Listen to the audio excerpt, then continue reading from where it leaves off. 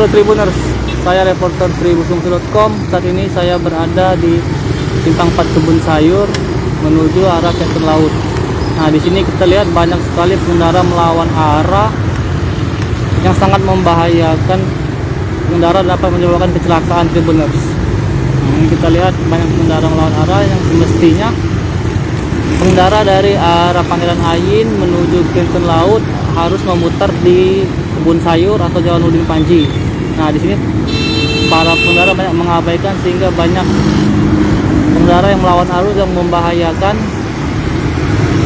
yang dapat menyebabkan kecelakaan Tribuners. Nah, ini kita lihat suasananya, suasana pelanggaran arus lalu lintas yang dapat membahayakan di Simpang 4 lampu merah ini Tribuners.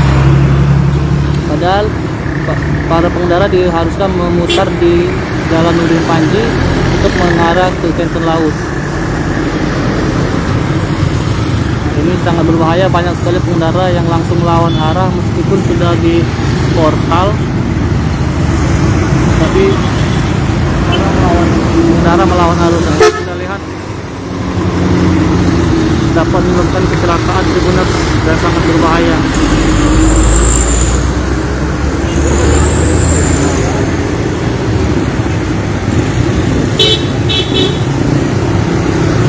Padahal sudah di portal, tapi masih banyak pengendara yang melawan arah dan mengabaikan keselamatan berkendara.